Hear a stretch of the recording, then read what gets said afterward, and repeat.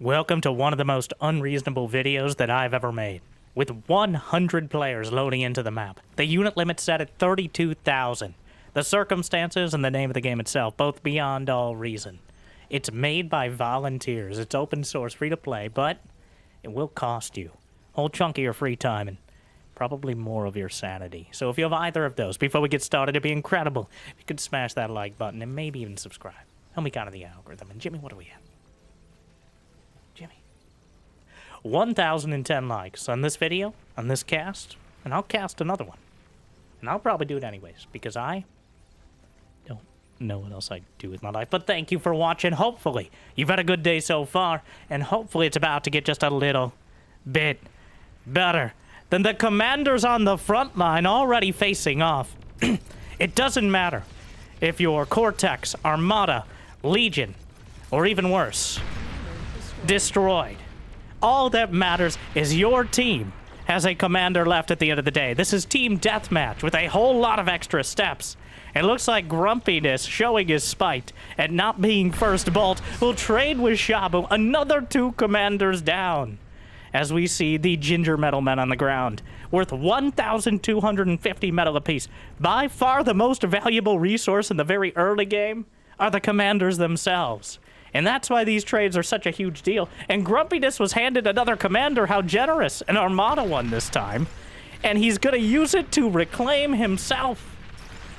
Which, I'm not sure if this is a redemption arc or more like Arc Raiders, but Grumpiness handed one on the front line, so the commanders on the back line playing their Sim City for the next 5 to 55 minutes have an opportunity to get a little bit more tech. As we already see 47 commanders apiece. A bit of a confusing exchange. It looks like Andrika is on the red team to the west. Limericks and Scuba Steve on the blue to the east.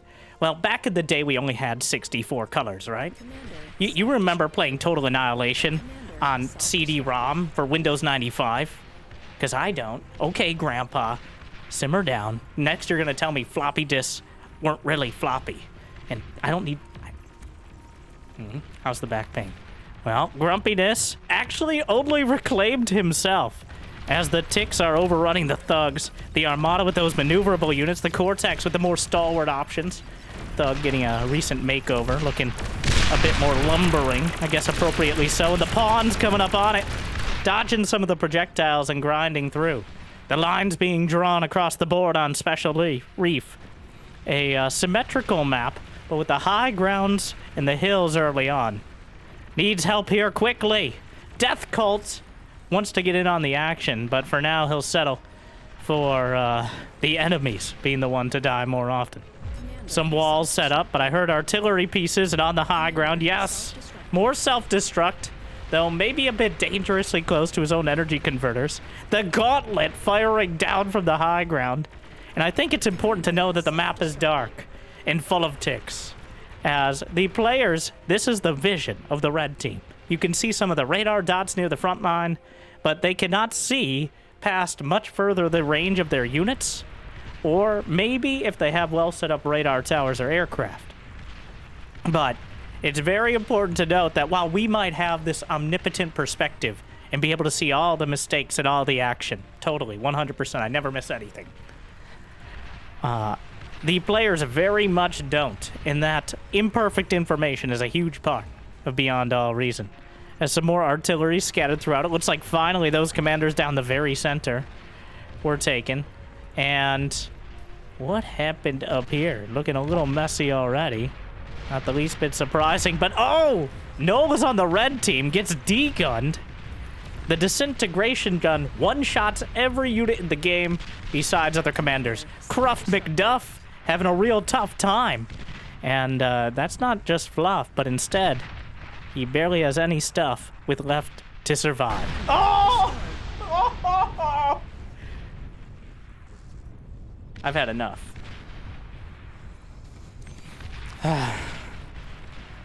Well, the snipe from downtown, but thankfully it's in within relatively friendly territory, and Gravy Robber may be able to pick up the ornaments of his destruction.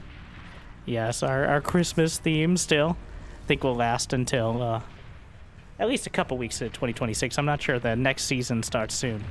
The winter season. Please like and subscribe. Artillery exchanging fire over the shallow valley, whereas one commander on the high ground standing tall. It looks like repair from either side. Citrus Lemon. More self-destructing commanders. Artillery not super high DPS, but of course, it doesn't need to be if it has the range. Meanwhile, Endrika has pushed back against their fellow hot pink / lavender commanders and claimed the valley to the very south for the red team. I do see those rocket bots moving forward. So good at, well, the early pressure. As long as there isn't artillery. Artillery, a pretty solid counter. But the rocket bots are moving up. Legion with some heat ray turrets. So close to actually taking out the artillery piece, which is well worth it, and takes it down. Great micro from Andrika to dodge enough of the artillery shots. Meanwhile, Ram Devel surveys his domain. Everything the light touches is our domain. Hey, I can't see shit. Exactly. We're really struggling. Some drones from the Legion, which recently pretty much every single ground unit and aircraft is now available for the Legion. So all modeled, all animated in the first original faction, not based on their total annihilation counterparts, Grandpa. Now we have the arm, the core, and of course, you can't forget leg day. But Gravy Robber, after reclaiming Man Bear Pig behind it, and the Armada tank still blasting forward. No tier 2 units to be seen, which might be the only thing to contest this line of missile tanks. So far, the overview, we see the power grids in the very literal sense on the back line coming together. You can see the resources in the top right, metal per second, energy, build power, and then I think the most relevant to tell who's in the lead, metal and energy produced down the center, MP and EP. Metal produced especially gives you an idea of how many resources the teams are able to generate. Gravy Robber managed to get away, but so far the line is drawn. There's so many icons I don't even know if my drawing can show, but right now the blue team controls a solid 55 to 60% of the map. And metal extractors are not everything, especially as later on when you use fusion energy to pound energy into metal itself through space alchemy. But for now, this is reflected in many ways. We see the energy production in favor of the blue team. Well, for some reason, they're like grayish on the score screen. You got the idea. It's red and not red. Artillery working up to the high ground. Aircraft starting to grow in number. What is this? Finally some... No, wait, those are just the tier 1 barrages. The Legion with a whole lot of napalm, heat rays. Generally, collateral damage is not something in their vocabulary. And friendly fire is just regular fire. Meanwhile, Draconis engaging the missile tanks and Manbear Pig expanding his domain. Draconis is trying to get close to trade, but now regretting that decision and might be regretting it far too close to friendly bases. There's not quite enough range on these. He's right on the edge. The commander tried to cloak, but he doesn't have the energy. It could be a disaster if he strays too far into the friendly production. Manbear Pig might be the menace that the team thought was overblown, but instead ended up being a massive thorn in their side. Not quite able to chase it down, but carving out so much space now. Do the full overview, as now there are 6,000 units on the map. You can see above the player list. And the player list also has some names on it. I'm just not going to bother to try to keep track. The backline options.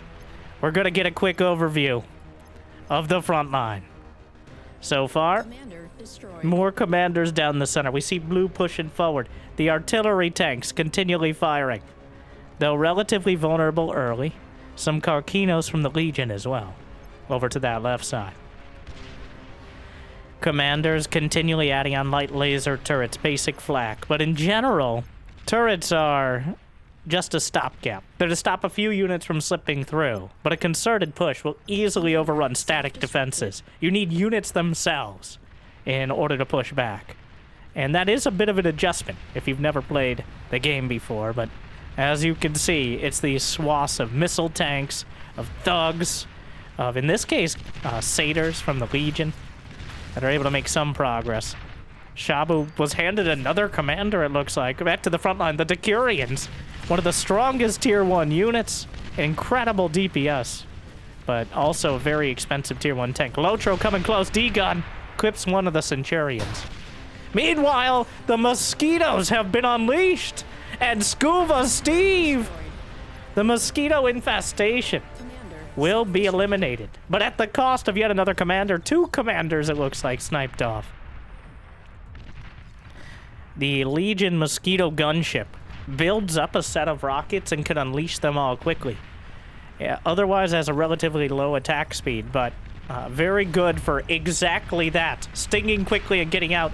Ram Devel getting dangerously close. Dauntless, not quite close enough. It looked like he wanted to trade, though maybe he should have rethought that. Unfortunately, Dauntless may have been too close to death himself. Some artillery was firing at him, but he's going to be able to get away even with some scattered cloaking, despite the lack of energy.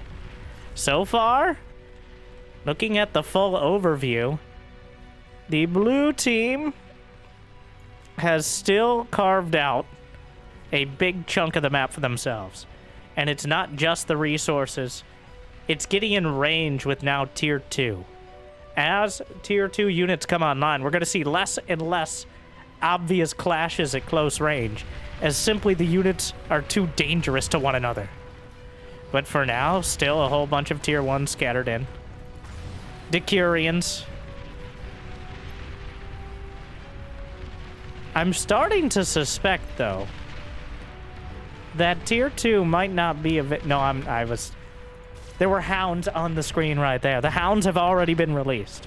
It's just the intensity has been so high that Tier 2 has not been able to make much of an appearance, but Cortex Sheldons, some of the most annoying and effective early artillery, though incredibly fragile. They look like if they stumble over one another, they may just crumble and die. And that's because they will. They have barely any HP. Many Tier 1 units have more, but they also outrange most relatively cheap Tier 2 options. Take pressure off mid. You have 30 seconds. Or else what? How you gonna back that up? Burnt orange. No, Draconis has finally been looking for a trade and he'll find it. The backline has to help, but the backline is still only a third of the way into their Factorio build order. We see so many players just continuing. We got fusions, wind turbines scattered throughout, the most reliable energy gathering, but so far, the backline has not been able to provide much support. We do have a Juno bomber, which eliminates radar and scout units in that area. One of the Legion specials. An interesting utility. The Juno anti-scout and anti-radar missile is essentially a high-velocity jammer, which works instead of jamming the radar by just simply overloading it. We see another Juno missile from a standard emplacement there. Gonna wipe out any radar coverage, make it a little bit easier to close in. And you know, if there was ever a time, the Hounds, we've got some maces from the Armada, as well as Ballista from the Legion. And sorry I suck. Might have to be even more sorry after this, getting way too close. The Hounds fire, and how are you dodging still? There he goes. Taken down. And off the back of that anti-radar and the Sheldons behind, the red team makes a little bit more progress. Another hit squad of Mosquitoes has found Limerickson. He's cloaked, but again, the cloak takes energy every second, and he doesn't have enough to maintain it. And another commander may be sniped off. The Mosquitoes are running out of rockets, but not quickly enough. Limerickson is taken down, and that leaves 38 commanders for the blue team to just 32 for red. 8,000 units on the field.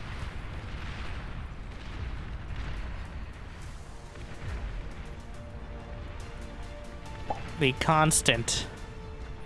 Well, a pushback here. Still no tier 2 units really on either side down the very center, which has been hectic this entire game. Centurion anti-swarm bot gonna be cut down by the Decurions.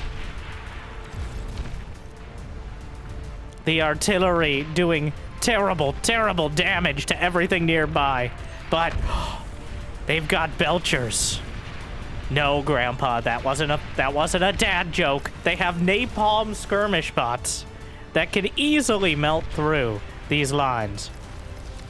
Unleashing. Oh, the Legion has such attention to detail with their animations.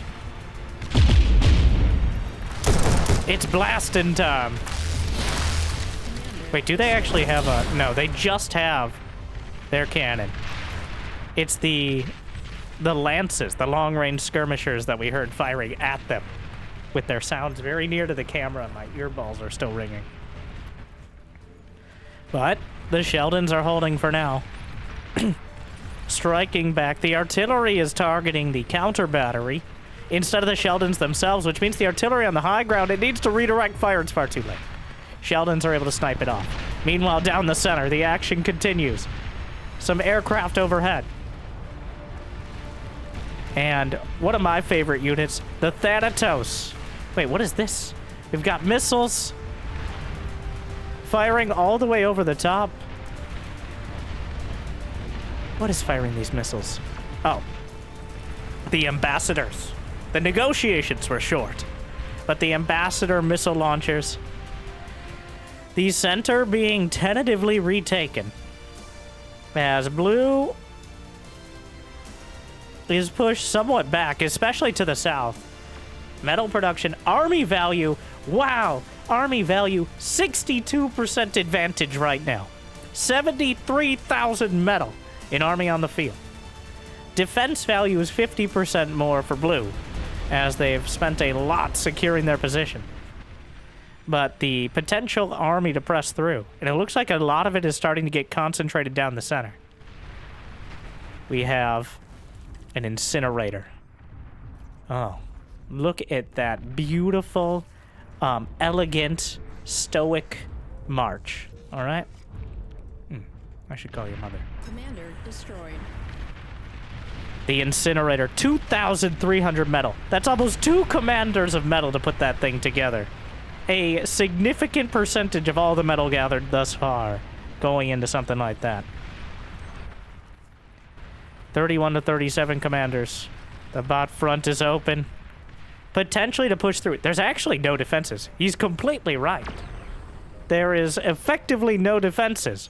Just a handful of tanks, some badly bruised commanders, barely any turrets. But is there anything to take advantage of this potential opportunity? Shabu's still blasting forward. I'm surprised we don't see any long-range plasma cannons. We see some long-range plasma cannons. In Olympus. You can tell it's a firing off cluster artillery. Where is it? All the way on the back line. Fires off another volley. And landing on the front. Almost took out a commander. I'm not even sure if he was aiming at it or just trying to hit the artillery nearby. But with an Olympus in the front, and here come the goblins! The goblin horde! The tick equivalent for the Legion is streaming out literally hundreds at a time, trying to cover for any potential counterattack. But the goblins being cut down one by one, but there are so many of them. They need to be cut down by the dozens. The lances are not good at taking them out. The artillery are much better. But behind that, those Thanatos rocket launchers are blasting over the top. The Olympus for about as far as you can possibly get. The artillery are holding for now. But the red team is pushing back. Any action on the southern front? Not quite. Fighters. Nuclear missile! Destroyed. Oh no. Well, looks like the bot is open yet again. But this time to the west. A nuke on the front line. The first and probably not the last. Apparently, no anti-nuke, or at least not enough in range. And suddenly, the turntables have turned. Anti-nuke comes out. That one aimed a little further. But anything on the front line breaking potentially opens up an opportunity. We have sprinters. Wait, no, those are hoplites. Much more dangerous. But the incinerator is doing its job. Burninating across the countryside. And the hoplites try to sprint through, but are cut down by the heat ray of the incinerator, which is very good at dealing with exactly that.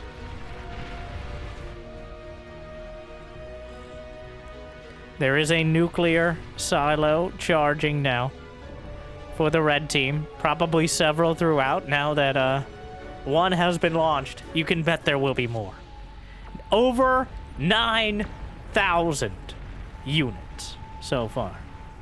And counting. That's just currently on the field, not in total throughout the match. I guarantee you the number's a little higher than that.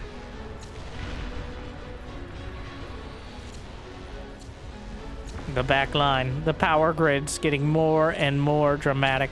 It looks like tier 2 wind turbines are enabled as well. 10 times as costly and 10 times as much energy, but for only 4 times the space is one of those experimental options that aren't in usual multiplayer games. Some shields coming up in order to block out the plasma. What do we have here? Those are martyrs. You've got one shot. You got one opportunity. Will you capture it? Yes. They are air banelings. Very small radius. They cut their thrusters and dive once and for the rest of their life. And if they get close enough, can easily snipe off commanders.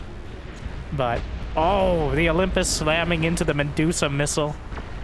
Well, heavy, long-range salvo rocket tank. Apologies. To be accurate. Another nuke knocked out of the sky by an anti-nuke interceptor. The Medusa eats another hit, the cluster artillery, but there's just enough repair to survive the salvo. A nuke. Close range. Whoa, dangerously close. But not dangerously enough in order for the anti-nuke to cover, and now the game is blown wide open. The front line, the scattered defense in depth that is held for 20 minutes. Obliterated. And now, the lines are redrawn.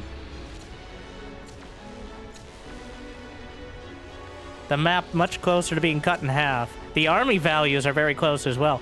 The blue team has an advantage in overall and current metal production and energy. The nuke! I didn't expect one to get through on the front again, but that's certainly... that's not good. That's what... I'm going to use professional commentator terms here and say that's pretty bad. Tremors still blasting. Constant artillery. Oh, and catapults. The Cortex long-range missile salvos that say everyone in that general... It has almost the radius of a nuke with how inaccurate it is, though not quite as much damage. Able to push back all but the strongest of tier 2 and tier 3 units. Long-range plasma cannons continue unloading across the field. And what do we have? We've got a neglected looking at the north throughout all this. It's been relatively stable.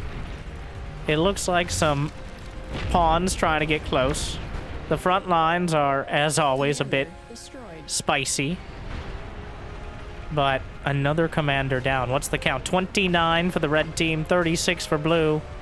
It's starting to come undone to the south, though, especially with a tier 3 push. Some Shivas. As well as those multiple nukes. No, those are missiles up there. Similar animation, but smaller scale. This will be the time. Do they have any anti-nuke, mobile anti-nuke with them? Because if you're going to fire it off, taking out this round of tier 3, there's the nuclear launch. I'm not seeing any sort of interceptors. Incoming! Pings it out! And just wait a moment. A little short. The catapults have already made it by. He didn't want to fire too close. And now the fire will be close enough. But the phoenixes! The heat rays! Oh, giving them a challenge in the inaccuracy department. But just burning out the catapults. Unfortunately, it's the lonely goblins able to slip in underneath, and there's no defenses. They're gonna get through the energy converters. The goblins are scraping through the base. And firing anything this close is a dangerous game that could backfire quickly. Tier 2 energy converters. It could be worse. Another nuke. And no interception. Is he firing at these Shivas? I lied. I apologize. It was intercepted at close range. But overall, the blue team has secured quite a lead with over 10,000 units on the field. The battle line. The arquebus in just a technological renaissance. Marching forward. Their railguns at extreme range, but not extreme enough to stop the pulsars from just grinding through them. So far, the pulsars lancing through one at a time. The battle line has been mostly cut through, and they need a direct line of fire in order to actually use these things. But very high velocity, which means they almost always hit their target. If they take out the pulsar, there's not really any other defense. They're blasting through. The arquebus starting to make a lot of progress, and despite the hardiness of these targets,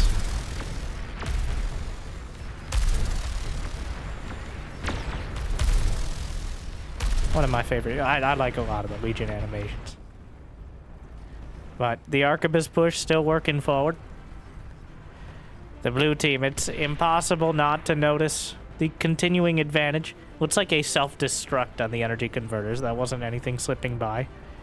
Another nuclear missile. Targeting, I think, the center. Knocked out of the sky by some mobile anti-nuke. Less reliable, but much, much, much better than nothing. Just like liking and subscribing. Yeah, got my shoehorn out for that one. The arquebus taken down. The mammoths holding against both Starlights and Sheldons from the Cortex and Armada. More anti-nuke. Looking to intercept. A lot more air coming out. More nukes being launched. Anti-nuke from either side.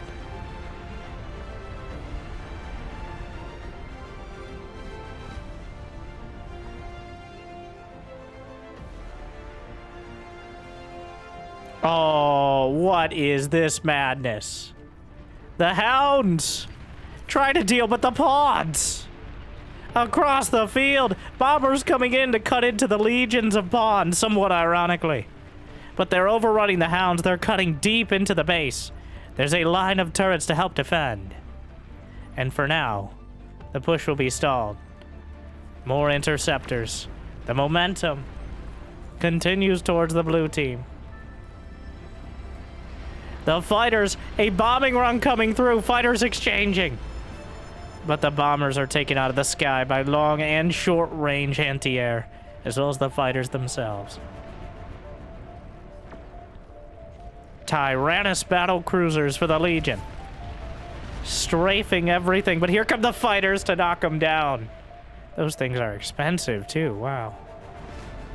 With no coverage, but they will stall out the push a little bit longer, but barring a massive turnaround, it's starting to trend very much from east to west. Sheldon's coming forward. Missiles, not quite finding the mark. Sharpshooters on the back line, blasting through as well. Another line of arquebus and Vanguard plasma cannons. Tier 3 artillery. 2 nukes, 2 interceptors. Balance in all things. More lines of pawns heading out of the factories. The Hound's desperately tried to block them, unleashing a salvo of Juno missiles, which technically do damage, but I believe it's 1 damage, so... The Bastion's holding. Nukes on either side. The nuke actually lands and undercuts the tier 3 push. 11,000 units. More nukes. And so close that the anti-nuke didn't cover it. Bombers overhead, trying to take down the high ground. Legion fighters moving to intercept. The bombers actually turned around, which is a precarious business for something so unwieldy. But the commander on the high ground survives the bombing run for now. The Tsars are pushing back to the north. A single mammoth Matatat is moving up potentially for a D-gun. Recluses. The Tsars are stuffed in the valley. Multiple Olympus take them down. Meanwhile, Praetorians for the Legion, backed up by the Bastion towers. Burning through. It's getting real hot and bothered up here. And it's unclear who's going to come out on top. The problem is, the battle may be decided before then. A Juggernaut. And some Myrmidons, which have pretty much every weapon type in the game. The Myrmidons fill all of the roles. None of them particularly well, but they got drones, they got artillery, they got anti-air, they got close-range weapons. And another nuke! The Juggernaut waltzes through it, as well as that Tyrannus overhead. The Juggernaut, the best chance to push back, but Urban Jesus! The bigger they are, the harder they fall. And unfortunately, the D-God will knock out the Juggernaut, the Tyrannus alongside it, and Urban Jesus with a vengeance. Over 30,000 metal taken down in a single disintegration gun. It's a disaster. Meanwhile, the Thanatos, the long-range, almost like medieval looking. We have Arquebus with longbows. I'm sorry, Thanatos behind them. With the front line being covered. Meanwhile, though, a fusillade of heat rays, Junos, and fire is starting to push through. Some pylums, fast assault mechs, looking to challenge it. Not finding a ton of success. A Sol Invictus of the Legion. Unfortunately alone. And that's not how Legions thrive. But Astraeus, the super cool long-range artillery. Tier 3. The heaviest artillery piece in the game. Because they didn't allow us to add your mother. Range, I don't know if it outranges long-range plasma cannons, but it's close. No other mobile unit really can compete with it. Besides the first nukes, it looks like both sides were very, very quick to add in significant amounts of anti-air. There are 12,200 units currently on the field. Probably several times that number have been destroyed in the process. The hill is holding. But for how long? And at what cost?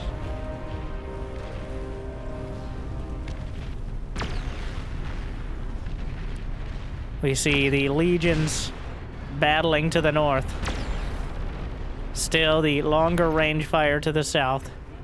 Juggernauts holding. The south is being open. Oh no, the Vanguards to the high ground! And looking down at absolutely everything. And what is there to challenge it? Where's the air?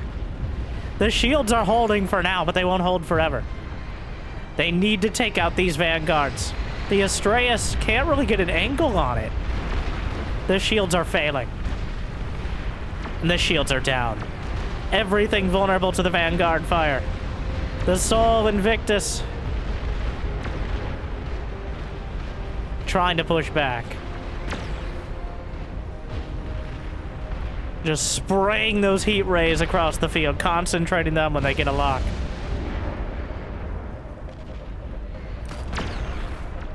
The Vanguard's clambering down to concentrate their fire on the Soul Invictuses. Commander destroyed. The Pulsars. Some of the strongest static defense with a lot of HP, making it tough to take down. We've seen them featured throughout. There are some advanced fusions on that hill, so glancing in the wrong direction could be devastating. More Vanguards on the front line, some Starlights coming forward in order to try to push back.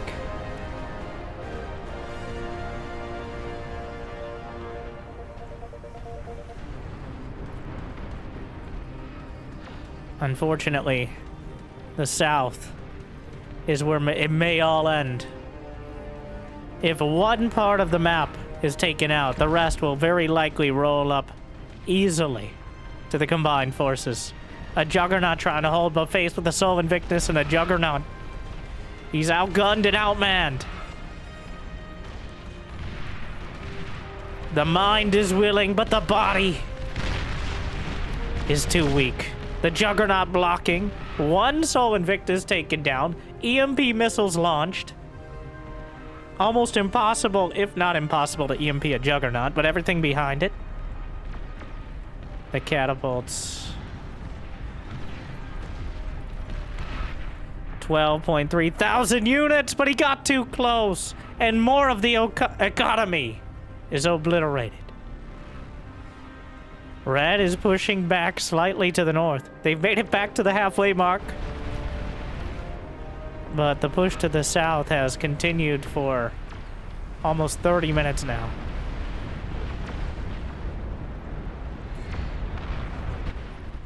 (25 to 36 commanders). Oh no! A Ragnarok is online. The long-range rapid-fire plasma cannon. The most expensive building in the game. Firing off for an absolutely ludicrous amount of energy. 15,000 a shot. Bouncing those shots off those plasma shields. Commander destroyed. But eventually the energy will drain, or one of the shots will find a gap. Another Calamity is online and blasting its way into the back line. The shields are completely down. The Cortex version of the same thing.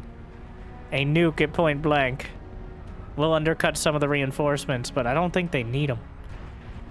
Another Calamity for the red team exchanging fire.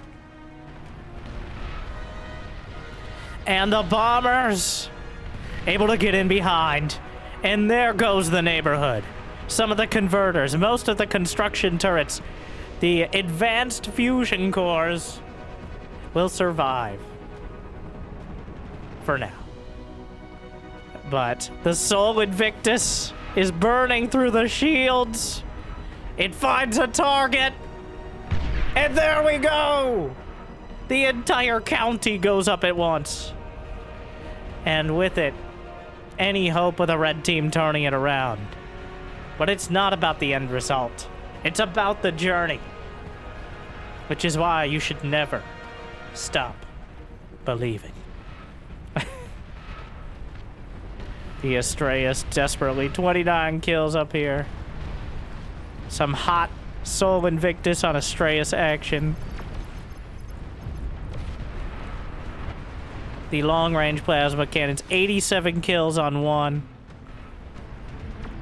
The Calamity at 274, an entire salvo of nuclear missiles.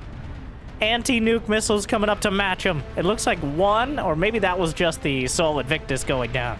Counter nukes, all of them intercepted. Unfortunately, the dragons spitting fire onto more advanced fusion reactors. And with it, sorry.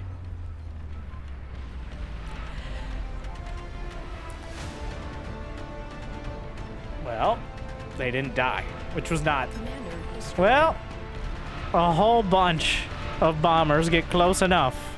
Somehow the advanced fusions are repaired through the dragons. The Tyrannus desperately try to defend. We're down to just 11,000 units. Another salvo. Punching through... Is it? No, the anti-nuke. All connected.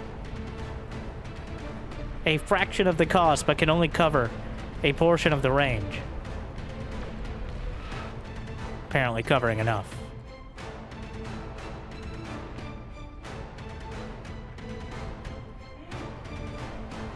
Whoa. Long-range plasma can... Okay, wait a second. 2 calamities just rolled up everything in the back corner. And some of those shots are landing on the advanced fusion reactors. Down goes one. There is a dream. It's a hope, a whisper. Breaking through some of the shields. More nukes intercepted. More Tier 3 exploding on the field. More Sol Invictus and Juggernauts breaking forward. But they will not go quietly into the night. Certainly, they will rage against the dying of the light. And there will be rage. Do not worry about that. That is not in short supply and beyond all reason. Another massive chain reaction cores out the base. And it's all over but the G's. The final nukes.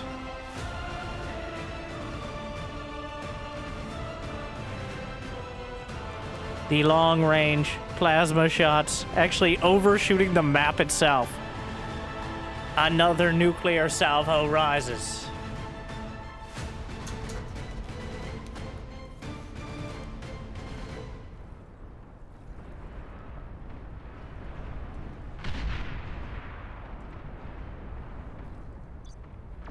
The nukes may not land, but the Sol Invictus are tied to it.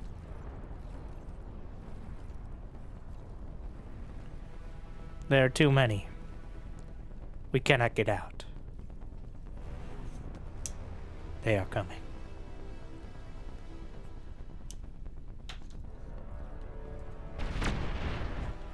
Commander destroyed. The blue team floods the field. Closes in on the last 7 commanders.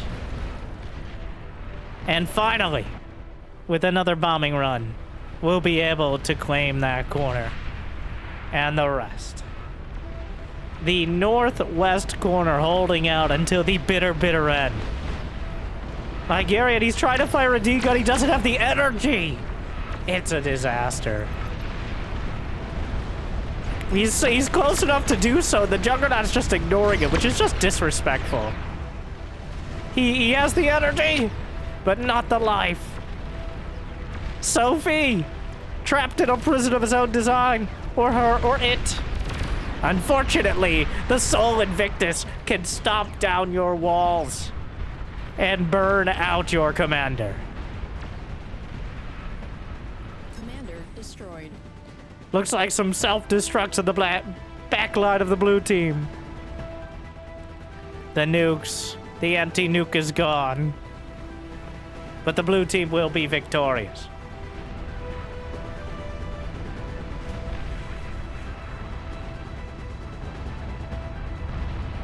A back and forth, and it's so hard to regain momentum in some of these massive scale matches.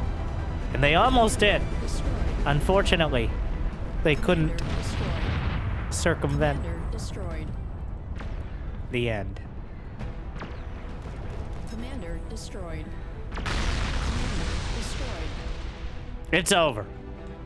With 25 commanders left on the board, the blue team with quite a decisive victory. 80 Kaika with the most enemies resource production destroyed. Rumbling through with most efficient units, as well as destroying the most. And Hot Potato, a bit of a traitor. Let's see if the, I don't know what I expected. It looks like 28,000 units lost on both sides. But it came down to the quality of those units. Over 50,000 throughout the game, and still 4,000 something on the field. But it's all over. Hopefully you enjoyed this belated Christmas present. Remember, the game itself is free to play, and you can find more info in the description. These matches, if you join the Discord, are held on a semi-regular basis. The game itself, on average, is most played in 8 versus 8. So I know, just tiny scale. Only several times as large as any other RTS I've ever seen. But make sure to check out the new season, and of course more videos. Jimmy picked this one out right for you. So thank you for watching. If you got the means and motivation, be awesome to check out Patreon or YouTube membership. But I hear liking and subscribing is still free. At least for now. Thanks for watching. Good luck. Have fun. I'll see you next time. Stay unreasonable.